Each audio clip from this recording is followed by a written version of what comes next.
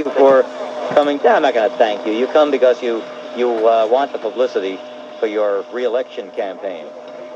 That's not true. You ought not to make aspersions on my character and personality that I hold and the beliefs that I propound.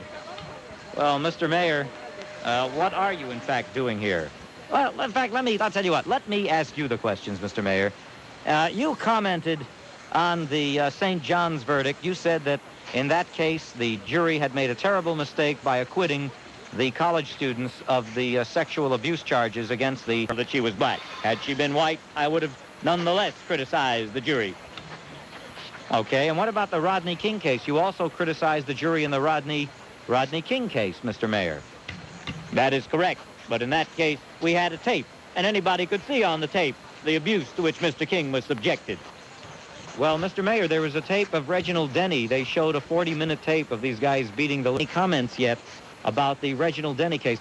Are you going to criticize the Mr. Mayor Dinkins, who's seeking re-election as mayor of all the people in New York, a mayor famous for your devotion to fairness, a mayor who did nothing wrong in Crown Heights by letting the Crown Heights Casita community be attacked for 72 hours. A mayor who attended the final rites and paid for the last rites of Jose Kiko Garcia. That same mayor, have you got anything to say about the Reginald Denny case while all the wavering, wafting liberals are listening tonight, just waiting for a reason to cash you in and vote for the other guy? Why, you mean George Marlin? No, he's not the other guy. No matter. You know, if I were really here, you wouldn't dare say that to me. You wouldn't dare really be here. That's not true. I go on Lynn Samuels' show all the time. Yeah, but you don't want to come here. Well, that's true, but I come here in the spirit of you, so you don't even need me here. Besides, you'd have to cater to me too much if I walked in. Now, in answer to your question, Jay, you may be pleasantly that I have a response to the Reginald Denny verdict. The verdict? That's right. Oh, for a moment there, I forgot which audience I was speaking in front of. Verdict. I would only say verdict if I were speaking to my brothers and my sisters, meaning all the people of New York. You know that I never change my tune. Irrespective of whom I'm addressing, I speak the same way. Mr. Mayor, you phony baloney. Mr. Mayor, you flatulent stuffed shirt. Mr. Mayor, what is your response to the Reginald Denny verdict? Are you going to condemn it? I'm going to do more than that. Jay, consistent with my activities in response to the Lemrick-Nelson verdict, I for the real attackers of Reginald Denny.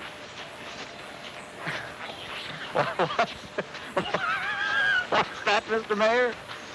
You heard me. Don't pretend that you didn't hear my generous overture to justice.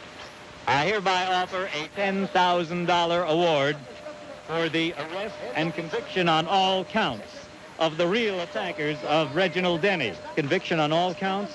That's right. If they are acquitted of even one minor account, this award doesn't apply. For this award to be great, for this award, Jay, for this award to be awarded in completion, the real attackers of Reginald Denny, on which they are indicted. Indicted. Okay, Mr. Mayor, that's very generous of you. That's what you did in the case of Yankel Rosenbaum. Once it was determined by the esteemed jury, those 12 individuals committed to justice and fair play, that Lemrick-Nelson was to be absolved of all charges, that he wasn't the guy who did it. You volunteered of Yankel Rosenbaum. By the way, have they found him yet? No, but there's an intensive investigation going on as we speak. What about the federal investigation? You think they ought to have a federal investigation of the death of Yankel Rosenbaum? No, there's not enough federal agents to go around. They were all used up in Waco and in the investigation of the police officers in Los Angeles. Oh, so there's no more Williams and Watson. By the way, now that Williams and Watson walked in the tradition of Kuhn and Powell in the Simi Valley case, are you going to recommend a federal investigation in the matter of the beating of Reginald Denny? I already told you that all the federal investigators are used up. Now, you ought not to pursue a line of questioning that has already been dealt with. All right, thank you very much, Mayor Dinkins. Oh, hi, Jay. What, ladies and gentlemen, what am I hearing? What am I hearing? A voice from the past, ladies and gentlemen. To what do I owe this decided privilege, and particularly at this time? Particularly at this time, John. Ladies and gentlemen, I don't have to tell you. You know all too well whose voice you're listening to on WABC. Hey, you might have heard him yesterday on the, who's that guy the Bob Grant Show on WABC. You made a call to Bob. Listen, stay where you are, John. Okay. I don't want to have to rush you through your oratory, so we're going to take a little break. On WABC, the return of the prodigal son. Thank you.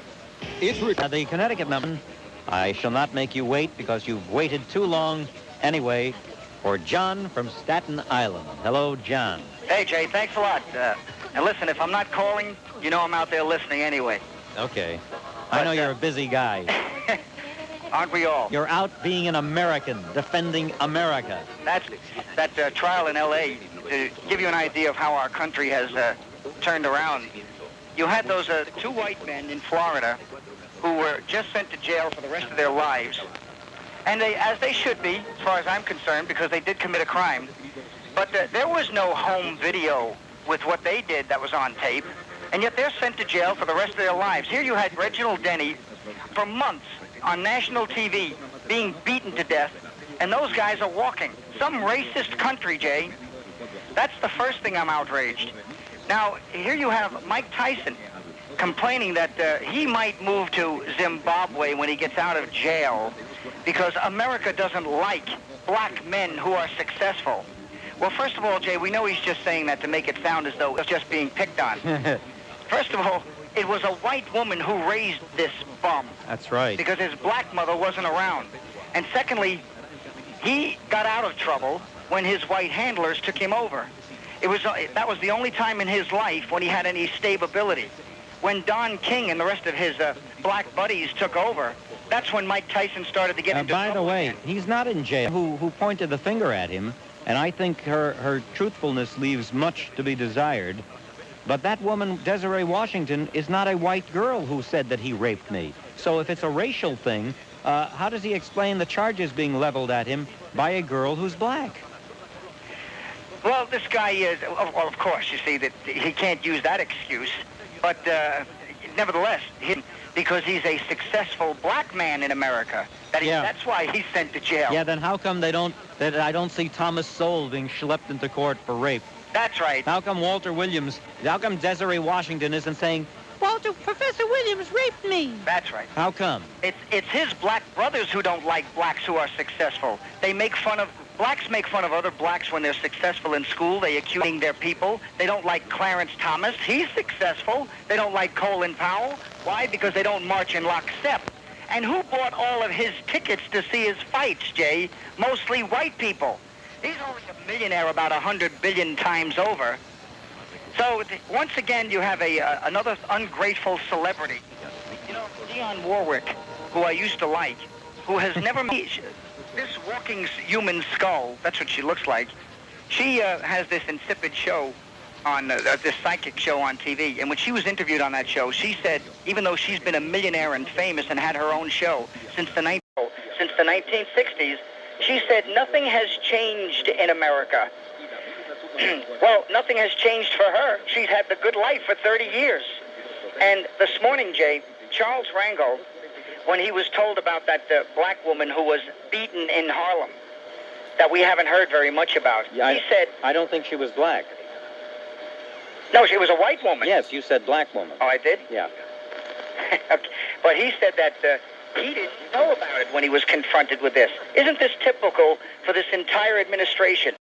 Every time something is too uncomfortable to confront, just say that you don't know about it.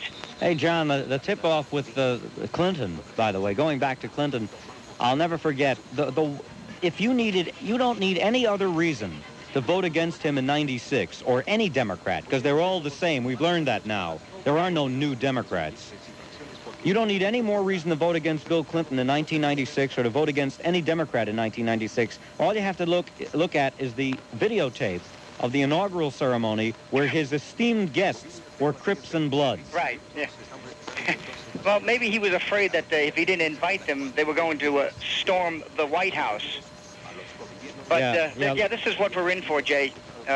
You've got an entire generation now. You know, Bill Clinton came along at just the wrong time in our history.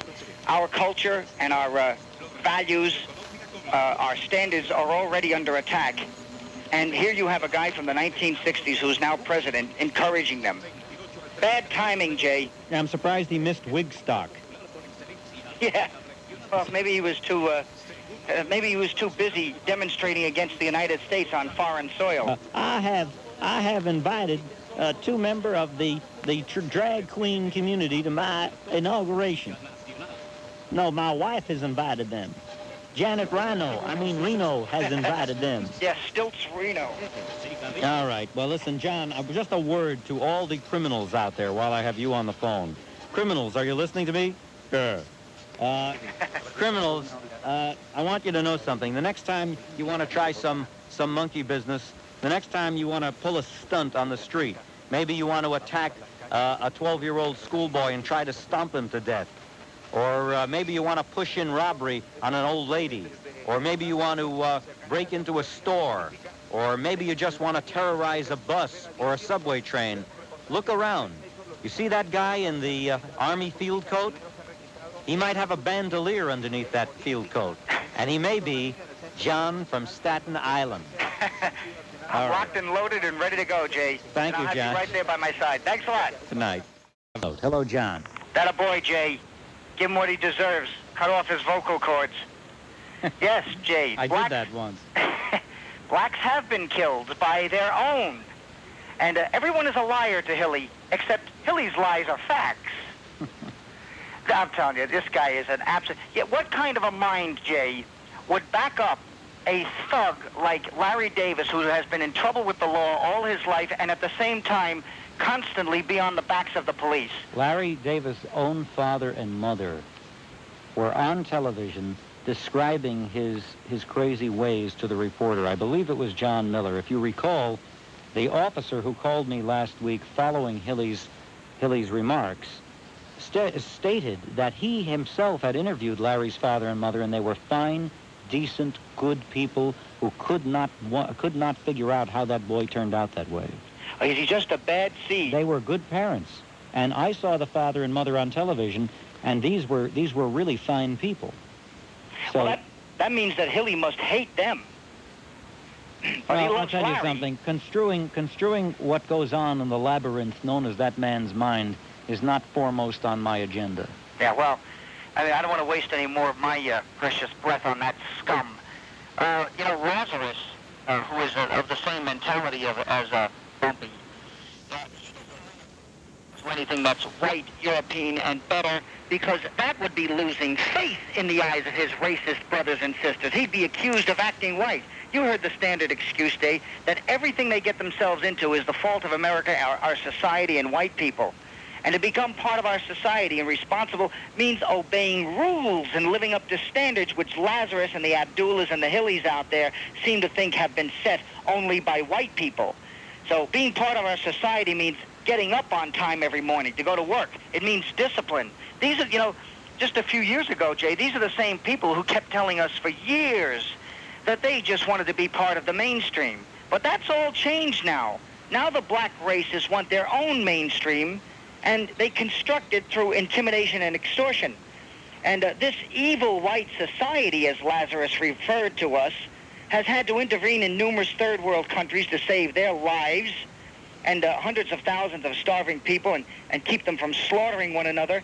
And this latest extortion attempt at, Mount Sinai Hospital, to get all the services that people who have more money than they can enjoy, not better hospital services or medical treatment, but to get just better amenities. These Lazarus types know that since they don't want to become part of our society, work hard enough, get an education, don't even want to learn our language correctly because it's the language of the oppressor. the evil language. He yes, called it evil. That's what he referred to. That's right.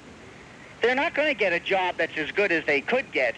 So to get all of these amenities that they like from our society, they're going to find another way to get them. And that's to go after one institution after another, Jay, and extort it. Make the parties feel guilty. Make it look as though it's racism that's causing them not to get what our society offers. And this is their agenda, Jay. They bounce from one institution after another. America doesn't keep any black out of our society. These racists keep themselves separate from America.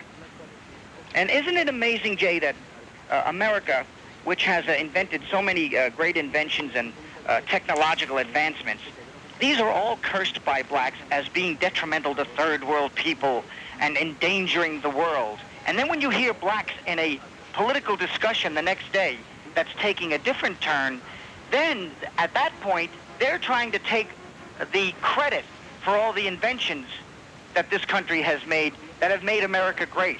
So they go from one hypocrisy to the next. All right, thank you, Thanks, John. Jay.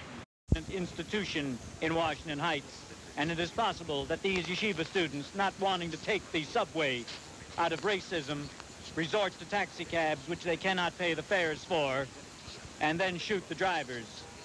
So we are going to follow all the taxi drivers, we're going to follow all the yeshiva students around to make sure that the murder spree is not coming from them. Yeah, right. Chronically. Just putting them back. Well, the first thing we do, Jay, we have to try to reason with people. We sit down and reason with them. We ply them with inducements and beguilements to stay in jail. We offer to paint their cell a more agreeable color. We offer to accommodate them with raceway electrical facilities so they can plug in their computers. They can plug in their portable telephones, the base for their portable telephone. We give them 35-inch televisions. As soon as they come out with 40-inch televisions, we'll build cells to accommodate them. Right now, the cells are too small. We'll provide waiter service and room service. You know it's not. I don't blame a prisoner for trying to escape, Gary. Right now in New York State, prisoners have to assemble to a large impersonal antiseptic mess room to eat their 3 square meals a day. We're going to institute room service in Attica, so the poor oppressed inmates don't have to trudge down to an antiseptic and deteriorating dining room where sometimes there's chipped paint. But Mario, we don't owe criminals anything. Society doesn't owe them a thing. Of course we do. We owe them compensation for the terrible oppression they suffered that compelled them to take out their aggressions on your elderly grandmother or your little daughter.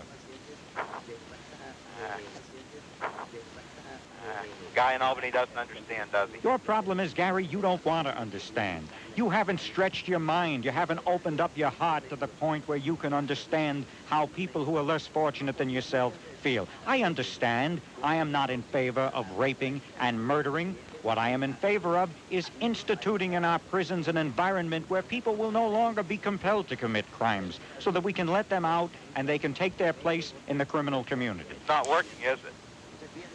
They're not learning anything in prison except how to take their place in the criminal community.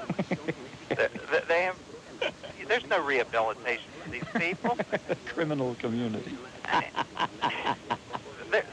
Hey, listen, you're laughing when I say, I'm laughing. I gas myself when I say criminal community, but sometimes I hear sober talking heads on TV talking about the transvestite community or the NAMBLA community. I take exception to nothing about what you just said, Jay, except a spiritual elder. Still a young man. Well, elder in the sense of yes. Visionary thinker. Thank you. Jay, I got to keep them guessing with the hours that I called you, you know? You know, the reports of voter fraud... What do you mean by who? You know what I'm talking about.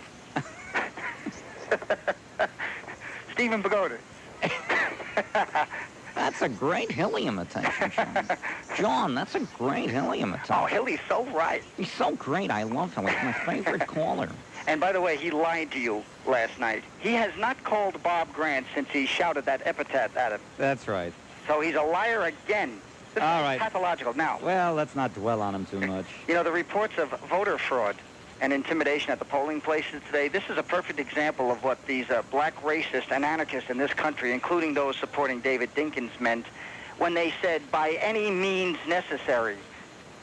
But, Jay, by this type of activity at polling places and the way that juries now come to decisions based on intimidation, we're losing our democracy and country to a group of people who know that they will win by attacking one mainstay institution at a time. And this is just another one. And to that caller before, David Dinkins just didn't do a good job. It has nothing to do with race. Well, I've got news for him. David Dinkins, he's right. David Dinkins did not do a good job. But the reason he didn't do a good job is because every decision he's made or hasn't made has been based on race first. Well, I think, I'm sorry to interrupt you. I think David Dinkins is a captive of the cult of ethnicity. I think he's a captive of his race. Well, I think there is a cult of ethnicity in New York City, and to talk very seriously about it, I think that people become hypnotized, wrapped up, and hyped up with the specifics of ethnicity. And I think that if there is a future for us all to share here, it's a common future as American citizens and people who mean the best for each other and for our nation, rather than for people who maintain a chauvinistic approach toward ethnicity. Yeah, well, I hope the right people are listening to you, Jay, because when it comes to people like myself, you're speaking to the converted. But, you know, this bit about the crime being down and putting more cops on the street. David Dinkins could put 50 billion cops on the streets of New York. It still wouldn't solve the problem because cops are not cops under David Dinkins. They're babysitters and social workers. That's a good point. Yeah, when you tells the police not to arrest anyone, of course crime statistics are going to be down. And on that racist hole up at the other end of the dial, they're encouraging people to riot, or they've been encouraging people all week to riot if David Dinkins doesn't win. Now, wait a minute. Is that a fact? That is a fact. How have they done? Because I tune in and listen to the enemy. And what has been said over the airwaves there? Well, they say that they'll have to do, they may have to take up after Los Angeles if their man doesn't get in. Is that that is really what was said? That's exactly. Did a caller say that, or a host? All week long. Well, a particular host. A host did say it? Yes, sir. What's his name? Well, it's That's all right. They talk about us. Larry, not Larry Bird, his name was Bird. Bird said that? Yeah, Bird said that. And he himself advised people to riot. Yeah, he didn't actually say go out in the street and riot, but he said that we may have to mimic our Los Angeles brothers. Very interesting. And I'll never forget an official of the Dinkins administration when he was talking about putting homeless shelters out here on Staten Island and in other white neighborhoods. He said, quote, "Those who have escaped this up until now are going to really get punched. In other words, you white people who may have worked a little bit harder to get an education, you stayed in school, you didn't have a hang-up about learning our language correctly, and there was no problem learning because to learn did not mean that you were giving into a racist system and got better jobs and moved into better neighborhoods and better places to live in this city." Let me interrupt you, John, to make clear to you that it was an 80-year-old church-going black woman who was killed in her residential neighborhood by a demon from the welfare shelter across the street. And I remember her name was Daisy Johnson, unless I'm mistaken. I think it was an 80-year-old woman, beautiful white gloves, on her way to church, who was bludgeoned by a psychopathic inmate at a welfare shelter, which was stupidly placed across the street. So blacks and sweet little old black ladies can also be the victims of these demons, and I think that it is inappropriate for a welfare shelter to reside in any kind of residential neighborhood, whether it is black or white or Asian or whatever. And John, I appreciate the call. Let's look for the returns together. The fact. Yeah, there he is. You know, Jay, I had a laugh at this caller that called before the previous caller, the one that called you names. Yeah. He's saying that you're short-sighted. Meanwhile, he's saying to you that you and other Americans shouldn't care about people in droves losing $50,000 a year jobs with benefits. He doesn't think that affects the rest of the country. He says they can go to the unemployment and draw 300 bills a week. Yeah, there's a guy who really empathizes with people, right? Yeah, that's right. And no, but you see, John, you have to understand what he's about. He's rooting for Clinton because he feels that if they get this managed competition, he'll be able to get his lithium at a lower price. Well, I'll tell you why I'm against this treaty. I'm not even concerned with the economics part of it that much. There may be long-term economic benefits. What I'm more concerned, but all those so-called economic benefits in the long term, Jay, will be negated by every South American using vehicles coming across the border from and to the United States, loaded with illegal aliens hidden everywhere, and all kinds of drugs coming into this country. And when they have their babies in the United States when they cross the border, all the U.S. taxpayer dollars will be going to pay for their medical benefits, for their unemployment, for their education and everything else, and everything will be negated. So what good is the treaty? Well, that's the first thing we've got to get a handle on. We've got to start changing laws that if people sneak into this country due to this treaty, that all of these benefits are out the window. Well, you see, I wish I'd have had more time to talk to Pat Buchanan, John, about the repercussions culturally.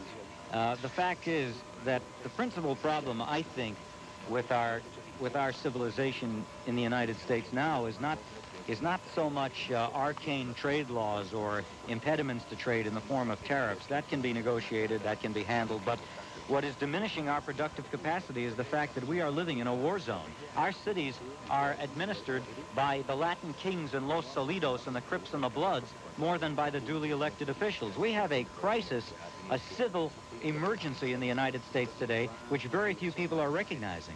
That's right, Jay, and it's very subtle in many ways. For instance, how many times when did you used to be able to walk out of your house at night and spot a nice coat that you saw in a store, and you say, boy, I'm going to come back the next day and buy that before it's gone? Today, you can't even do that because all these stores have to have these steel gates pulled over them where you don't see any item that you spot that you may want to buy the next day. That's right. You know, I'm not a drinking man, John, but you drive by and you see liquor stores that look like Fort Knox. They're Right. fortified with plate glass, plexiglass, bulletproof.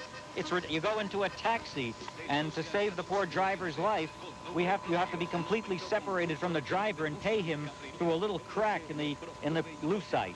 Right, the whole city is one big jail everywhere you go. And these are the things that are killing us economically. People don't come out at night anymore to go anywhere because of crime. The whole thing is crime, Jay. If it wasn't for crime, and if we had the guts to do to criminals what we should do to them... It's not crime. It's a legitimate war. They're fighting the revolution. It's an insurrection. It's the revolution. There are those people in jail. They're not criminals. They're political prisoners, John. You know that. Exactly, yeah. Stay where you are, John. Don't go away. I'll be right back on WABC. Perfectly before, the way you answered that joker. If he's an American, I care about him. Yeah, right. That's right. Yeah, one of the reasons we're in so much trouble today, Jay, is because we're no longer concerned about our fellow Americans. Everyone's finding reason to separate themselves from the country and their fellow Americans. No wonder we're splitting down the middle and become bifurcated, and we find every reason to resent the next guy. John, I think that the key to salvation in this country is to reassert once and for always the preeminence of our traditional, Western-oriented American culture that prevailed until the 1960s. Exactly. And anybody that doesn't want to come along, let them get the hell out, or we should throw them out. You are John from Staten Island. There's no doubt about it. I thought maybe it was an imposter, but with that last remark, I know that you're the original, real thing. Well, it goes for everyone. I couldn't believe what he said, Jay. That really outraged me. Are you your brother's keeper? You shouldn't care whether a guy's family loses a $50,000 a year. John, he showed exactly what he was. That really uncorked me, Jay. Well, I knew that he just was a guy who was complacent in his own comfort, and he could care less if somebody else has to take a bath. That's right. We've become a country of I've got mine. That's the trouble, because people are alienated after 2 generations of commie red propaganda that tells you that you shouldn't care about this country and perceive the people in it as your brethren. If you want, I'm on till 2. You can call back later. Thanks, Jay. My spiritual advisor on WABC. Hello, John. Yeah, hi, Jay. Hello. Jay, I wanted to talk about a couple of things, but if I might reply to that little brickbat that was thrown between Hilly and the great David. You know, whites, according to Hilly, whites don't know anything about the black community. He can't use that line on David, so now he's going to turn it around and say, David doesn't even go out of his neighborhood, so he doesn't know anything about blacks either. Yeah, right. Yeah, right. His story. Yeah, right. You're right. Be ready for that, Jay. You know it's coming. Now, Jay, as you know, you have to keep an eye on these sneaky liberals and black racists. Well, my uncle works for a sump pump cleaning company, so he lends me his portmanteau, and before I take the call, I'll put it on. Okay. Yeah, go ahead. Go ahead. Yeah, to cite another example of their sneakiness, that racist David Patterson, a fanatical diehard supporter of David Dinkins, was on a show this morning spouting the standard line that David Dinkins lost the election because of race. Now, he conveniently leaves out the fact that only 5% of blacks didn't vote for David Dinkins, while 25% of whites did not vote for Giuliani. Then, here's where he showed what a sneaky dirtbag he is. He cited the fact that 97% of blacks voted for Mark Green, proving they're not racists. Now, first of all, no black ran against Mark Green, so blacks had no choice but to vote for a white candidate. That proves the racism. There was no choice. And not only that, Mark Green is a guilt-ridden, self-hating white liberal lackey who's so far to the left he might as well be a black radical. No wonder they like him. And let's not forget, Mark Green is the skunk who was the campaign manager for Ramsey Clark when Ramsey Clark ran for office here in New York. Then he said David Dinkins balanced the budget. Well, that's the same line Bill Clinton used. The budget has to be balanced here. And as far as those ministers in New Jersey now sticking up for Christy Whitman because they're under fire, that's the only reason they're sticking up for Christy Whitman, Jay. They don't want to come out looking bad.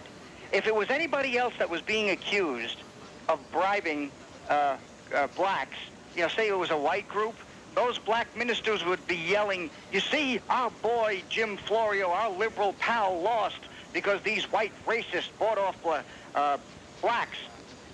So they're just looking out for their own necks. I don't give them any kind of credit like everybody's trying to do.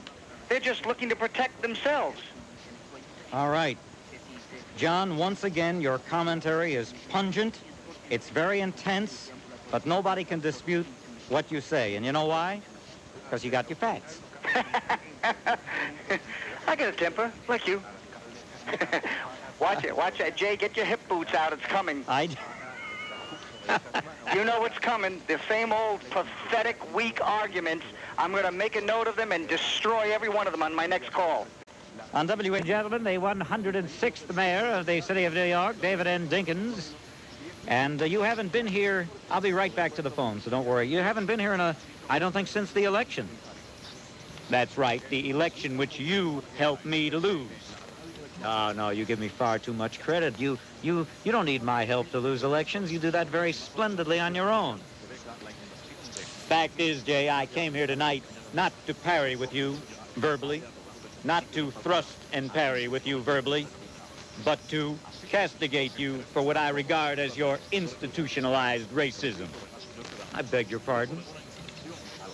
Wait a minute now. I am not saying that you are an out-and-out racist, but you are a victim of institutionalized racism. I'll prove it to you. I'll prove it to you. You sound like one of my callers. Well, I imitate you the way you sound before audiences, because your audience, your vocal intonation varies depending upon which audience you're addressing. Don't divert my attention. Fact of the matter is, I proved to you how institutionalized racism is in our society. Now I'm free to be more militant, inasmuch as I have been defeated at the polls by a system that is pervasive with institutionalized racism. I'll prove it to you. Look at our language. Look how our language is set up. Everything good is white. White hope, white collar, white house, white knight. Yeah, well, those are just colloquialisms. I don't think there's any personal intent there. Well, look at it the other way. When somebody is a nasty soul, you call them a blackguard. When somebody is a less than dutiful child, you call them a black sheep. When you have a pustule, you call it a blackhead. When you want to discourage somebody, when you want to single somebody out for punishment, you say you blackball them. And then when you want to do voodoo, you use black magic. Now look at the institutionalized racism there. You know something? For once, I'm going to concede a point to you. I had never realized the vagaries of the English language before, and Mayor Dinkins, I'm going to tell you this. It's not often that I do so, but you're right in this regard. Thank you, Jay. That's very mosaic of you. On WABC, this is Jay Diamond. Back wearing a hooded sweatshirt. They'd be able to get a loan and start up a business. So we have to allow these youths into positions of power because the power structure, the white male-dominated power structure is keeping them out. And that's the solution. Mr. Leon Silverfarb, what is your recommendation? I believe that the governor is correct. The only solution, I was the principal supporter of Jews for Dinkins up on the west side, and my letters appeared regularly in the New York Times, and we must fight crime with more jobs. Jobs are the only answer. We need more jobs. And we must promote jobs and end to illegitimacy. All right, thank you, Mr. Silverfarb. Those are very new recommendations. What about the part of the Jewish community that believes that the solution to crime is through very strict law enforcement? Well, these are uncultivated people. They live in Crown Heights, and they don't look appropriate. But the real sophisticates, such as myself, we are the more intelligentsia. We're smarter than everybody. Those people are very crude. They believe that you fight fire with fire. We know here on the Upper West Side that you fight fire with love and jobs. All right, and Mr. Derek P. Bruce, what is your opinion of the governor's commission on youth crime? Well, the important thing is we have to understand that all of these youths are cultivating a lot of wonderful animals, and they shouldn't be castigated for that. These youths shouldn't be criticized because they love to breed pit bulls, and they love to keep dogs hungry, and the dogs are hungry. When their dogs are hungry, they're more alert. Besides, I think it's very good for the gerbil trade. How can you expect me to worry about people being killed when there are still minks being slaughtered every day for beautiful women who wear mink coats? All right, thank you, Derek P. Bruce. And finally, we're going to hear from Clint Eastwood. What is your opinion of the gentleman you've just heard? Are you feeling lucky? My opinion. This is my opinion, right here. What are you doing? You're taking out a .357 Magnum in the studio? Leon, do something. I think he's out of control. Are you feeling lucky, Governor? Svatsim? That's Svachim. Svachim?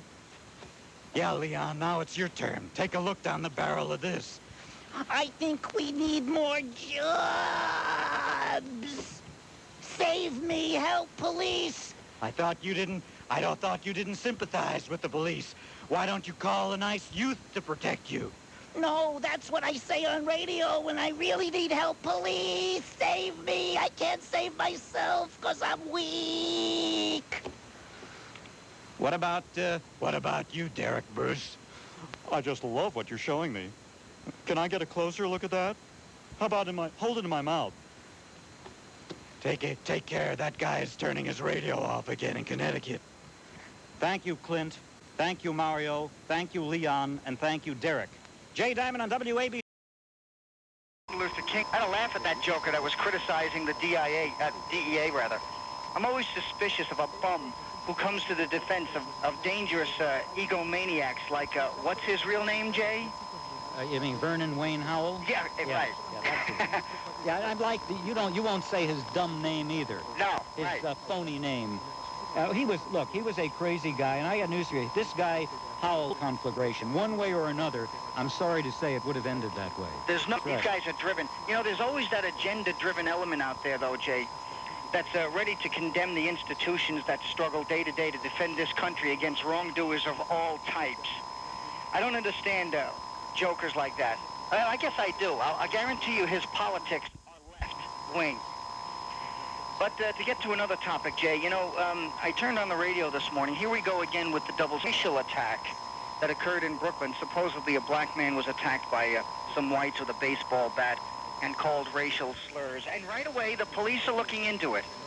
Now, there was no talk of a racial attack when that poor Asian woman was shot in the head because... well, how do they know he was attacked by whites? It could have been blacks who had white paint smeared on them by vicious racists. There won't be any investigation into it, I'll guarantee you that. And there was no call for a investigation into what I believe was a racial attack against that Jewish exchange student in Crown Heights a couple of weeks ago. We didn't even hear anything about that, maybe one story. Luckily, I was able to catch it. But the police aren't, there's no 24 detectives looking to track down those perpetrators. There's been a lot of talk about the recent spate of very vicious, very deliberately cruel crimes. There was the case of the Chinese lady in her takeout restaurant being shot in the head over $19.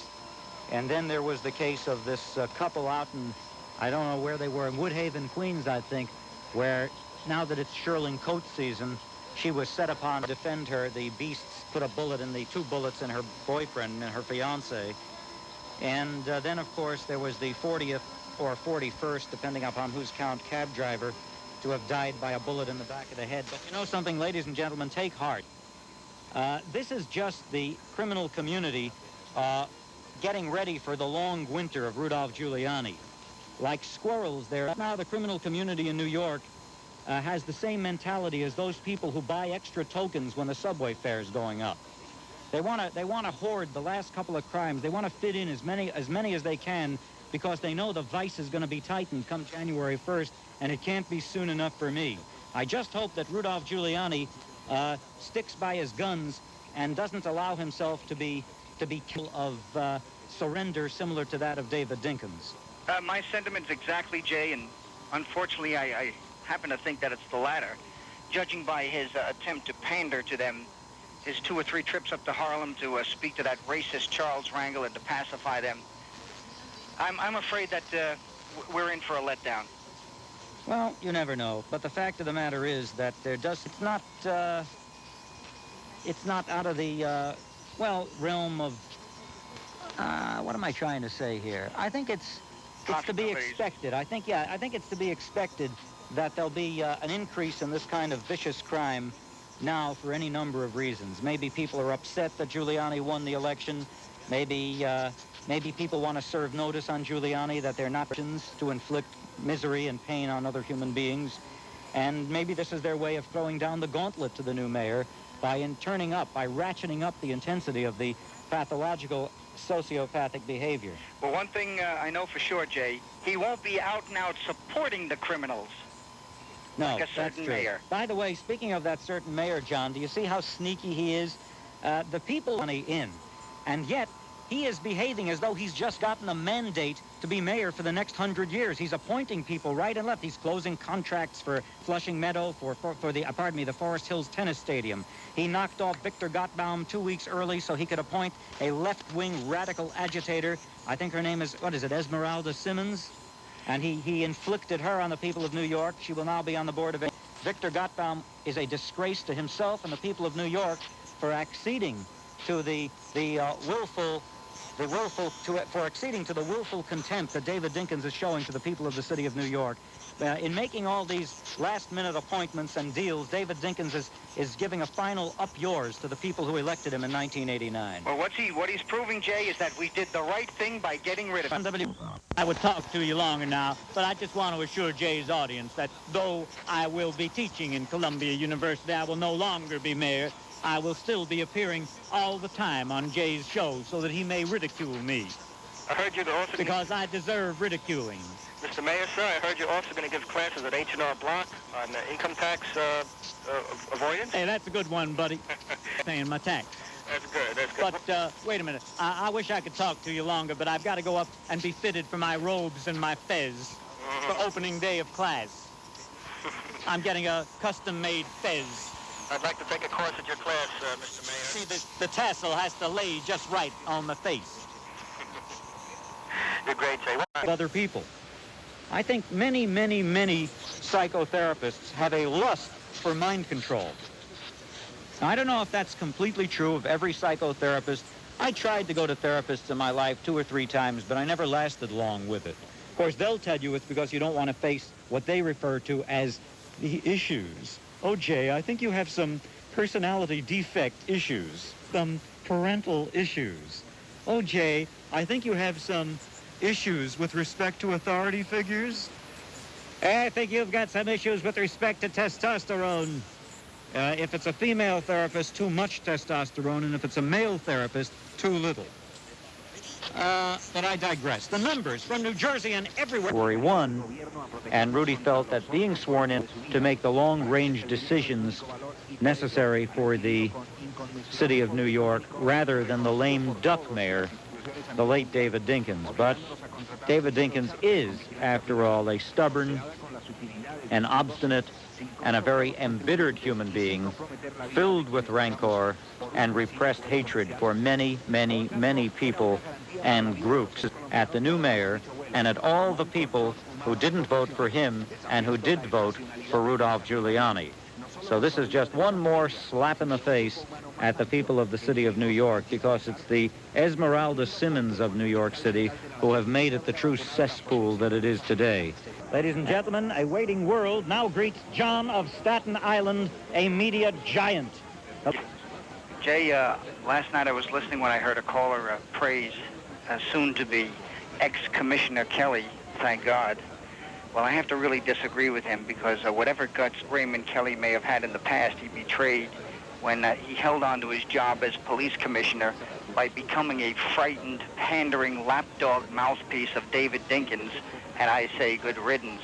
There are certain racist black callers who constantly tell conservative callers to read books like Black Robes, White Justice, and other books and black newspapers written by other racist blacks.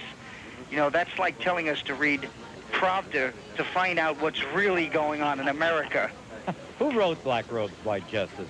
That racist fuck got that. And what an odd name for a racist skunk like that, Judge Wright. Yeah. What an outrage. He, by the way, he was taken off the criminal court and put on the civil court where he can do less harm. Perfect. True. True. Beautiful. 2 or 3 weeks after the election, there was a headline in one of the local papers. On my way to work, you know how you pass the newsstands and you glance quickly at the headlines. It said, can 4 white guys run New York City? And I guess they were referring to Giuliani, Alan Hevesy, Mark Green, and someone else. But can you imagine a headline that read, can 4 black guys find out that they couldn't run OTB or this city or the Bank of Harlem or the Martin Luther King School or any number, or even a dance at City College that turned into a riot? And there was a representative from Harlem recently, Jay, 2 or 3 days ago, that said, I hope Staten Island does secede. This way, more blacks can be elected in the remaining boroughs of New York City. Now, here, or too many blacks in New York City really aren't interested in the best man being elected to help our city as a whole. You know the old saying, all ships rise with rising tide. But these people are not interested in that. The main thing they're interested in is seeing a black face somewhere. And did you hear about that story in New Jersey where Sharp James interfered with another town's idea to put up a fence for the thugs and the thieves out, Jay? No. He called it racist. Who came up with the idea? The mayor of that, I don't know if it was the mayor of that town or the leader of the housing complex who got everyone to chip in for this 10-foot-high fence that they wanted to put around where? Around a whole complex? Yeah, around a housing complex, and I forget what town it is. I'm sure there's... Yeah, he said it was racist. Well, it depends. If they made it out of Gore-Tex, it might be racist because it would let... That means it would... Gore-Tex lets moisture... Doesn't let moisture in, but it lets air in. Yeah. So if it was Gore-Tex and they made a fabric around the town, if they put the fence up and quilted it with a fabric that would only let in whites but not blacks, then it would be racist. Yeah, well, there are tenants in this housing complex. Well, there you... for it, too. That's why it's crazy. But yeah. Sharp James did distinguish himself by insisting that Christine Whitman be seated as governor and that the Democrat Party in New Jersey stop that woeful and very, very ill-conceived attempt to negate the election. Well, if he did it, he was only interested in not making blacks look any more foolish than they are. He didn't do it because he was a fair person. Hey, John, you listen to Lynn a lot, right? I haven't listened recently. Well, every Monday through Friday, what's the best part of Lynn's show? What do you like best about Lynn's show? What's the best part, the best feature? Well, I like when she takes that I can, make a fool out of him later on and counterpoint every insipid point he's trying to make. Well, aside from that, John. Yes, you mean the opening remarks with... That's right, with Bruce. Yeah, with Bruce. Right? Yes, who seems to get more and more annoyed at her interference with him trying to do the news. He's a professional. Yes, he is a professional. Absolutely right. Now, if I had a star, I'd be on the radio. If I were able to depend on speaking to Bruce for 20 minutes every day at the beginning of my show. Yeah. Why, I'd give my eye tooth for even 1 minute. Sure, you need a good straight man. Yeah, that's right. And last time I heard, Bruce was straight. Wonder what you could mean by that, Jay. Hey, John, before you go, and I don't mean to diminish your very astute... You have seen the commercial that I love that's become my favorite commercial on television in history. Yes, the one with the Laurel and Hardy. The Sizzler commercial with Laurel and Hardy. I have never had that experience in my life where I yearn, I crave a commercial. But you finally saw it. Yes. Now, you're a Laurel again. You know, the show starts, and she starts with some topic. Oh, and look, I'm looking in the paper here, and look what it says here. The Arsenio Hall show Thursday, that political correctness is a pile of garbage. Well, maybe she's right, then. I don't know, do you think so? I don't think so, because I don't think those people are politically correct. Because besides, she's not even Jewish. That guy just thought she was. Really? Well, how do you know who's Jewish or who's not? Well, I don't think you never would have known. Can I get on the news now? A lot of people get confused, then. See what a little bit of kindness will do? Jay, I wanted to respond to that insipid woman who called earlier and said that because these people watch violent pictures today and other such things, that this causes them to, they don't excuse the killer, but these are the reasons why. This is the same old insipid liberal nonsense. You and I grew up watching the Untouchables, which was pretty violent. M Squad, Highway Patrol. There was a lot of shoot 'em up in that. We were never influenced by these pictures to go out and buy a gun and shoot somebody to get what we wanted. What's more, when I was a little boy and I saw Pat's mother and father. On the contrary, you were revolted by it. Right. And, Jay, if these vicious, heartless scum don't know what they're doing is wrong, then why do they run from the cops? Why do they wear stockings over their heads when they rob banks or armored cars? And why do they pull their victims into alleyways to rob and rape them like they did to that poor teacher a couple of weeks ago? If it's not wrong, they 2nd Street and Broadway and perform their evil deeds. And by the time you're 10 years old, Jay, you know most things that are right and wrong, whether you have parents or not. Just by being alive and being around that long, you know what you're going to get away with and what you're not allowed to get away with. And I'm sick and tired of this insipid argument that poverty causes crime. If that's so, then why do so many poor people crimes? And if that's true, John, why did Abraham Lincoln turn out to be Abraham Lincoln? Exactly. What did he have in life? And look at Clarence Thomas. Here's a man who enforces the law and grew up poor. And, Jay, there's a myth going around. Whenever you bring up a lot of black vicious crimes, inevitably to save face, they say, well, look at all the crimes that are being committed. That's a myth, too. Most white-collar crime, there was a report that came out about a year ago that most white-collar crime is committed by blacks. And it's committed in these stores where you have a lot of blacks who work in record stores and electronic stores, where there's so much pilfering going on that it by far exceeds whatever happens in Wall Street.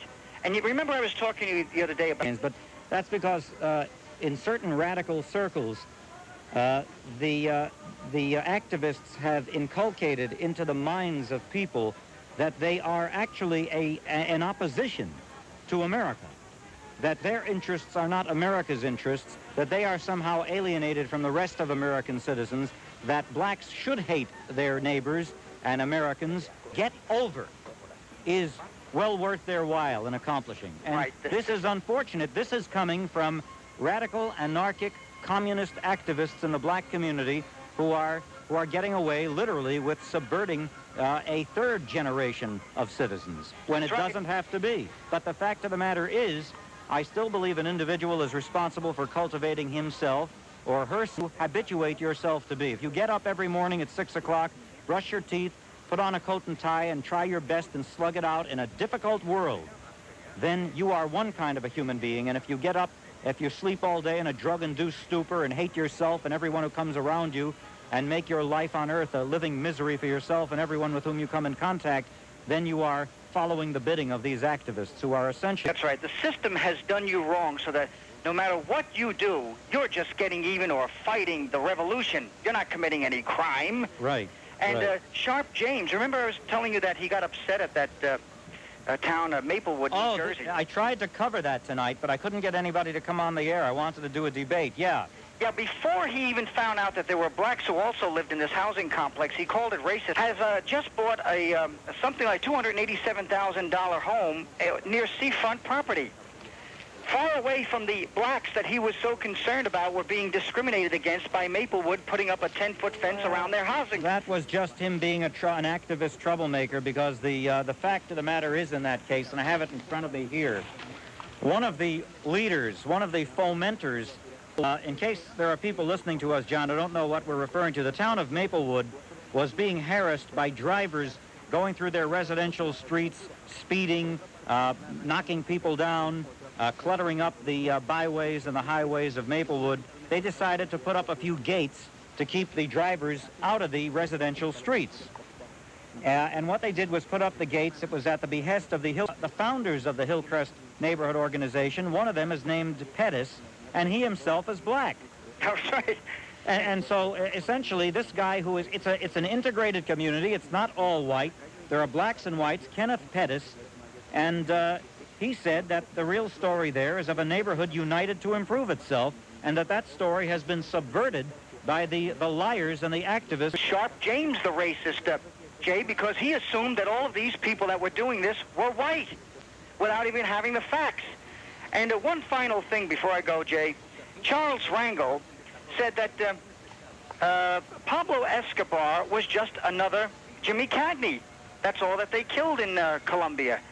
Well, first of all, James Cagney didn't play a gangster all the time. Charles Rangel, who couldn't stand the fact that Pablo Escobar was a minority who was the most vicious drug-killing savage of the century, he couldn't take the fact that he was a minority, so he had to find a way to compare some white to him. Why didn't he talk about Nicky Barnes and the havoc that he's caused on black people as well as whites, or Wayne Williams, who murdered 16 children in Atlanta about 15 years person to Pablo Escobar? I told you about this guy, Charles Rangel. I spotted this guy 3 years ago. You're talking about a man who, on the one hand, decries the evil drug lords from abroad, and then trivializes the accomplishment of the Colombian police when they capture and execute Pablo Escobar. But beyond that, John, this Charles Rangel, enemy of representative, saboteur to his own country, traitor to the United States of America, this same Charles Rangel was the man who threw a big block party for Roberto Robaina, the foreign minister of his beloved Castro's Cuba.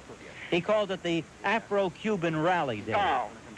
So much for Charles Rangel. Let him go to Cuba there, and maybe he can sit in jail with Castro when Castro is tried on war crimes, soon, from what I hear. And 3 weeks ago, when a white person was robbed and beaten by a black 2 blocks from his office in Harlem, he said he would have commented on it, except he didn't know anything about it. Now, here's a man who knows everything that's going on in South Africa and in Haiti, but he doesn't know what's going on 2 blocks from his office, that phony, lying scum. He was also in the Congressional Black Caucus meeting when Kwesi Mfume announced a sacred covenant with Louis Farrakhan and the Nation of Islam.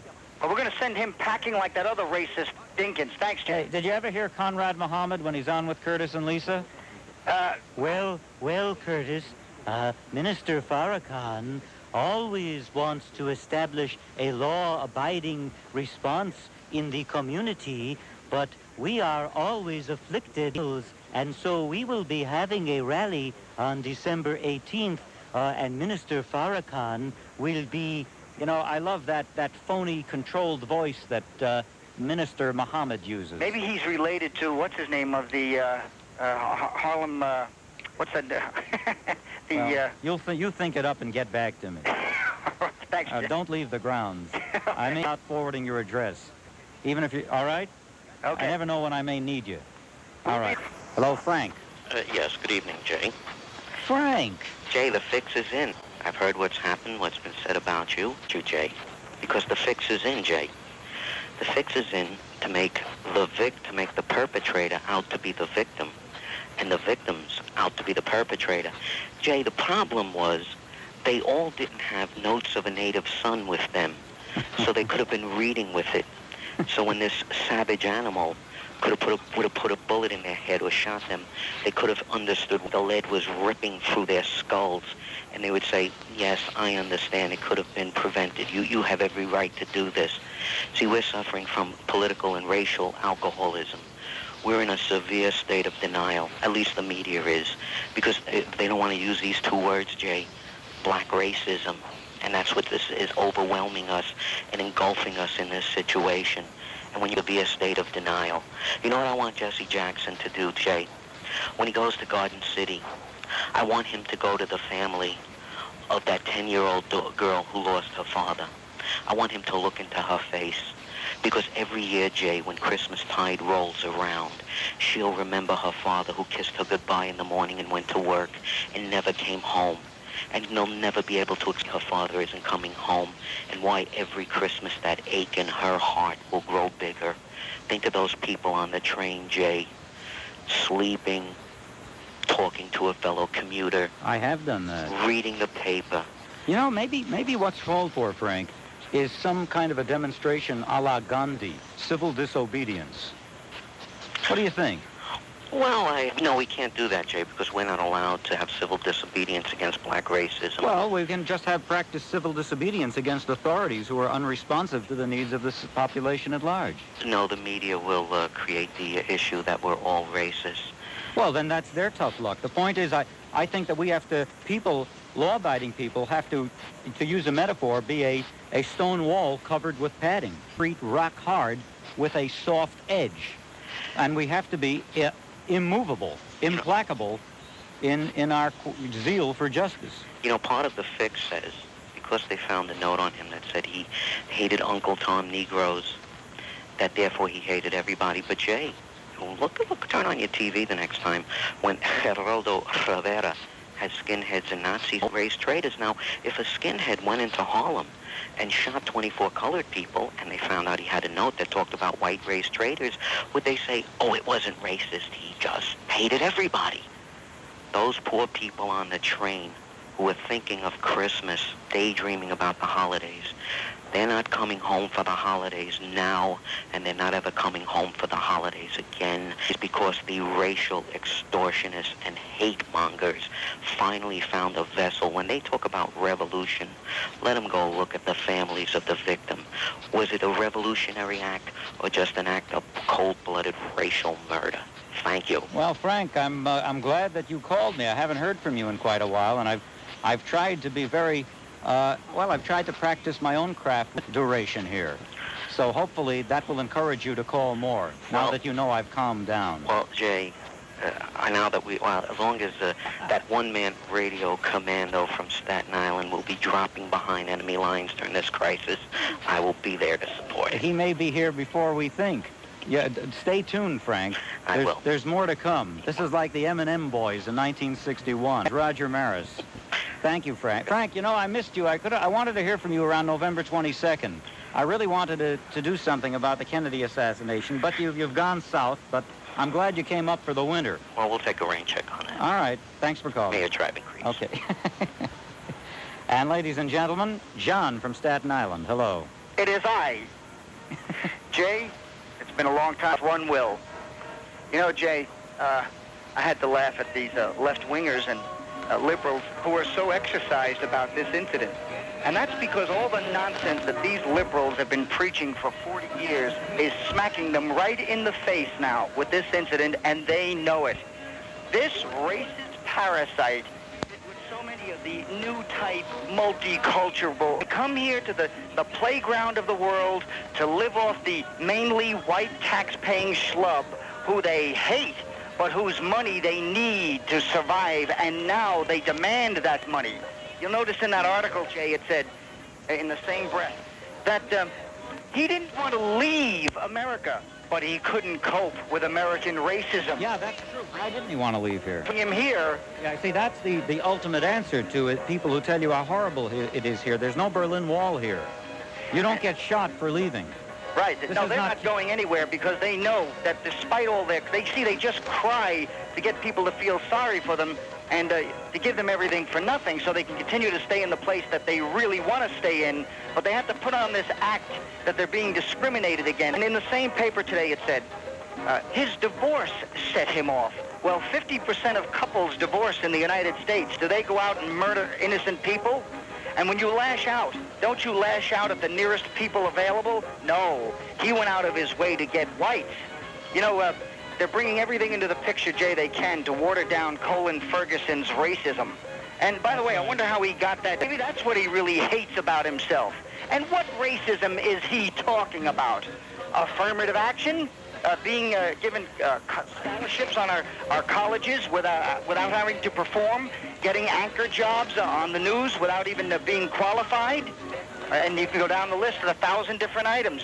And Jesse Jackson worried more about what this guy was called than that Jesse Jackson has totally disqualified himself from even talking about anything humanitarian. Well, the best way to handle Jesse Jackson is just by saying a quiet, tough, if you don't like it, lump it.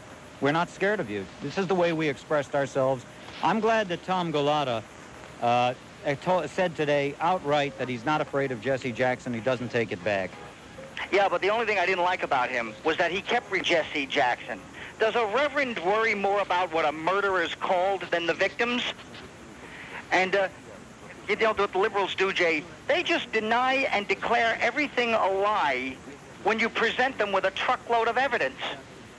They just they're in it, like Frank said, they're in a state of denial. And as a side note, Jay, right. This guy's hero, David Dinkins, have you noticed the parking meters where they were stealing millions of dollars? Yeah, they were bragging how much money they were stealing. Yeah, and did you notice the color of 99, if not all of them? I didn't, to tell you the truth. Yeah, well, we know who they were. They were the same type as Colin Ferguson. Well, how do you know? Well, you could see them on the news. Everyone that was being led away. I didn't see one white face. I read about it in the paper. I really didn't. I missed the local news tonight. I'm ashamed. You have Mario Cuomo and David Dinkins still blaming Ronald Reagan and George Bush for our financial condition. And by the way, David Dinkins was the guy who passed up the chance to get $50 million in federal funds because he couldn't figure out how to fill out the form. Yes, but your critic, Lynn, keeps saying that he's done a wonderful job. Yeah, what about that? Do you realize just because David Dinkins' administration bollocksed up was worth of federal housing money? That was Reagan's fault, too. That was Dinkins' incompetence. Yeah, well, you know what she would say. She would say,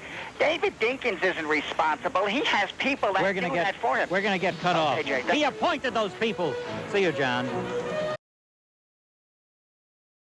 Whether it be print, broadcast, or television, that we've ever had. Well, ask yourself, why did he feel it incumbent upon himself to give you that assurance, to make for you that pledge? Because he knew that he was not the toughest mayor on crime. In fact, he knew that he was the softest mayor on crime we've ever had here in New York City, including Mayor Lindsay. But his loophole is that David Dinkins never considered crime to be crime. Now listen to me carefully, because this is how the man thinks. This is why he's blind to himself. And this is why he lost. This is why you wisely defeated him in a quest for a second term. This is why you humiliated him and made him the second one-term mayor we've had since 1977, when Abe Beame was defeated, received attempt at re-election. David Dinkins doesn't consider crime to be what you consider crime to be. David Dinkins considers what we all agree is crime to be a legitimate psychological response, a legitimate acting out in the streets of very baneful some people. In other words, he really believes in his heart that... Can you hold on a minute? I've got to turn. This fan is broken here, and I've got... He was addressing some high school students, and he feels that the LIRR train events, the massacre, shouldn't be linked to racial tensions. What we saw there was a fit of sickness, where he signed up about 800 students for his no guns, no drugs pledge. Jackson said the mad attack by the suspect in the shooting, Colin Ferguson, quote, was not a race rampage. That was a siege. Paul were trying to put on this. When Jeffrey Dahmer killed and ate a bunch of people in Milwaukee, we didn't take that as evidence of where white America is. So why should Colin Ferguson tell us anything about black America? Well, Jeffrey Dahmer didn't leave any notes saying this is for, and then go on to name who it's for and describe his racial hatred. Jeffrey Dahmer, irreducible antidote to the previous caller, Anthony, of Staten Island, from the shores that border that fine, noble isle that any day now will vote to secede from the Sodom and Gomorrah that has become the other four boroughs. Ladies and gentlemen, wherever liberty dwells, wherever honesty is a feature of your heart, ladies and gentlemen, wherever integrity dominates, wherever intellect supersedes rank emotion, ladies and gentlemen, where conquers over peasants, ladies and gentlemen, I bring you John from Staten Island. Hello. Thanks very much, Mr. President, for that introduction.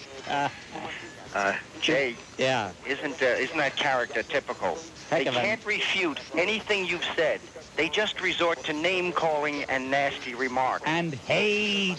Hate. And then they'll call everyone else the haters. It's not your job to come up with solutions. There are professionals being paid big salaries by this city to come up with solutions, but they don't have the guts because they're afraid of being called some kind of racial name. Well, John, I know how you feel, but I felt that way too until I had a night off, and then I found out that you don't have to worry because he just represents a small handful. Yeah, well, I'll disprove that theory one night when you give me a few minutes, but right now I'd like to speak about someone else. You know, all week long, Lynn was hanging up on callers who wouldn't go along with her attempt to soften the racism of a black man by emphasizing its excuse that he was just a madman. Is this her version of inclusion by hanging up on people who strongly disagree with her? In fact, she bragged to me tonight at the Christmas party that she hung up on you and Frank. Well, she intended to. She was boasting about it. Yeah, well, once she hung up on Frank, she intended to make it a 1-2 punch. That's why she hung up on me. But she was that the type of people whose racism she constantly excuses finally did reveal the fact that they indeed can be racists. And in typical Marxist left-wing anti-American style, she tried to divert the focus from Colin Ferguson's violence and hatred and started on her anti-American agenda by saying we should be more concerned about the violence of the U.S. government and the CIA. Isn't that typical? Then she was mad at the media for blowing things out of proportion, as she put it. Isn't it funny how it's always blown out of proportion when a black man is caught? She didn't mind the media blowing things out of proportion during Bensonhurst, Howard Beach, and Rodney King. She used whatever ammunition the media could provide her with to trash white people and conservatives.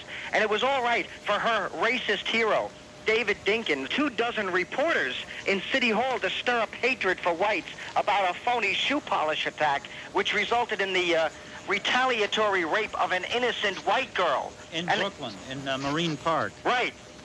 And I wonder if she's going to call her other racist hero, David Dinkins, senile. What would she call Ronald Reagan if he forgot to pay taxes for 4 years and didn't apply correctly dollars worth of available government housing funds? That's right. And by the way, Rudy made a successful trip down to Washington, John. And it looks right now that thanks to Rudy's very strenuous efforts that the administration in Washington will come forward with that money once Rudy takes office. He's already been more of a success than David Dinkins, and he hasn't even been in office.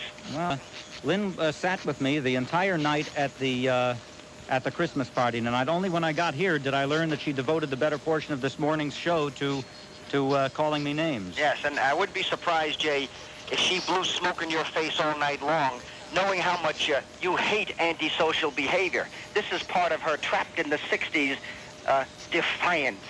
Hey, John, maybe you and I at the Javits Center Saturday night.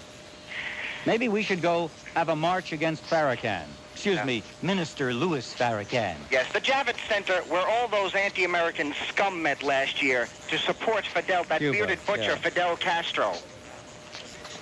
And you know, it's fitting that it was held in that center because Jacob Javits was another pandering ultra-liberal left-winger. and the anniversary of his death comes around, I call it Good Riddance Day. Thank you. Good night, John. All right, go away. In a direct slap at Giuliani for intervening at an accident scene last week, Dinkins also cautioned that, quote, To be a good hands-on mayor, you've got to know when to take your hands off. Yeah, like in Crown Heights, Mr. Mayor? You knew to take your hands all right. For 3 days you took your hands off Crown Heights. I hope Rudy isn't as good a hands-off mayor as you were, as you unfortunately still are.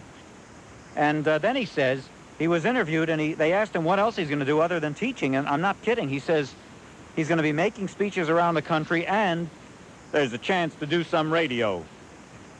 uh-oh, have to meet him in the hall here.